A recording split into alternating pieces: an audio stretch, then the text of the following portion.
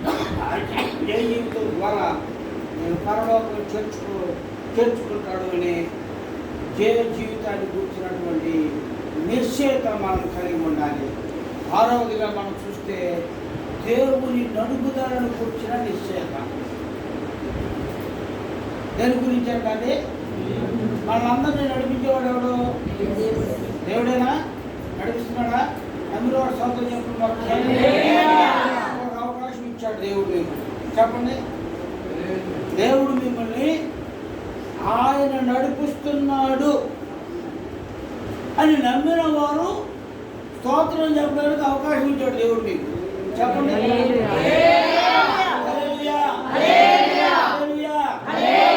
నడిపిస్తున్నాడా దేవుడు? నడిపిస్తున్నాడు కదా. ఎట్లా నడిపిస్తున్నాడన్నా మంచి త్రోవలో నడిపిస్తాడు, చక్కనైన మార్గంలో నడిపిస్తాడు.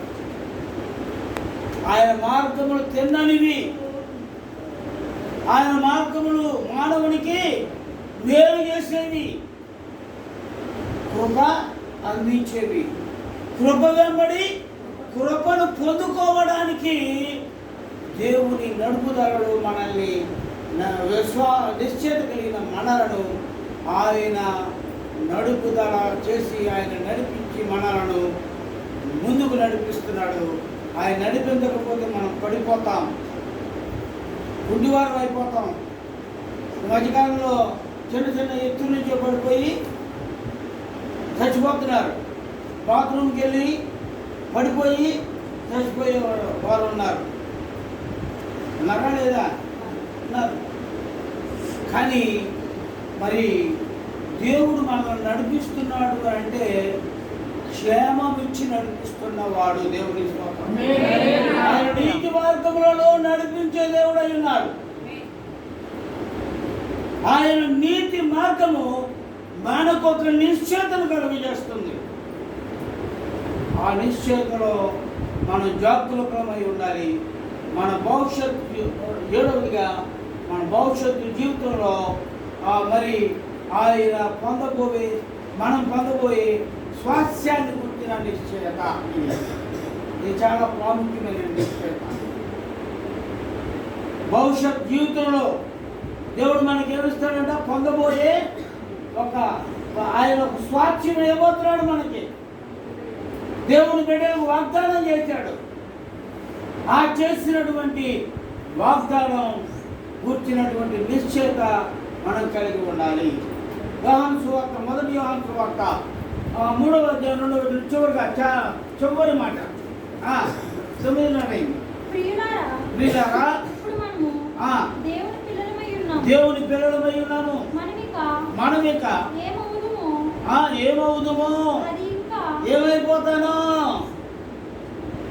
10 మందికి కొన్ని భయాలు ఉంటాయి. దేవుని బిడ్డలకు ఆ భయాలు ఉండకూడదు. మొదలొస్తుంది దాన్ని.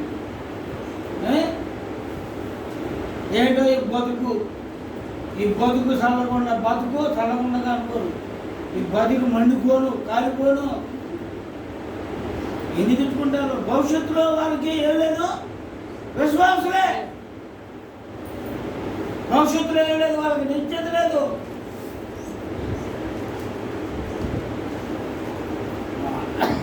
ఆ నిశ్చయత కలిగిన వారి భవిష్యత్తులో మనకు ఒక 3వ వచనం 2వ వచనం త్వరగా మొదటి యోహాను.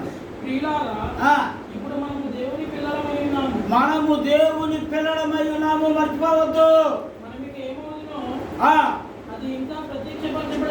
అది ఇంకా ప్రత్యక్షపరచబడలేదు కానీ ఆయన ప్రత్యక్షమైనప్పుడు ఆయన ఉన్నట్లుగానే ఆయన మనం చూస్తాం. భవిష్యత్తులో ఇది మనం పొందబోయే స్వాస్థ్యం. ఆయన పోలికలో ఉన్నట్టు మాత్రమే నాకుంటే చాలు. ఆయన పోలికలో నేను ఉండాలి. సంచకరువు అనగా భుజాన లేక వాగ్దానం లేక ముందుగా రుచిని చూపుట లేక నిశ్చయత లేక ముందుగా చెల్లించబడినది. దేవుని బిడ్డలారా, ఈ విషయాలు నీవు నిశ్చేత ఏది విషయాలు నిశ్చేత కలిగి లేవో తెలుసుకుని నిశ్చేత కలిగిన విశ్వాస జీవితంలో కొనసాగుదాం. అసలు మనం నిశ్చేత కలిగి ఉన్నామా లేదా? ఏదో ప్రార్థనకు వస్తున్నాం, వెళ్ళిపోతున్నాం. మనకి ఇన్ని నిశ్చేతలు ఉన్నాయి అనే సత్యాన్ని మనం గ్రహించిన వారమే. ఆలోచించి మనం నిశ్చేతలు ముందుకు వెళ్దాం. ఒకవేళ నిశ్చేత లేకపోతే ఈ ఆత్మీయ జీవితాన్ని అభివృద్ధి ఎలా పొందుకోగలుగుతాం? ఆత్మీయ అభివృద్ధిని పొందుకోలేము. ఆత్మీయ అభివృద్ధితో ప్రభునందు విశ్వాసం నుంచి ఆయన మనకు కలుగు చేసిన వాగ్దానపు నిశ్చయతలను కలిగిన వారమై భవిష్యత్తులో కలగబోయే పరిస్థితులలో ఆనందం పొందుతుగా దేవుడి మాటలు మన ఇంటిలో ఆశీర్వదించి దీవించుగాక. ఆమేన్. స్తోత్రం. హల్లెలూయా. ప్రార్థన చేసుకుందాం. ప్రార్థన దయచేసి కూడా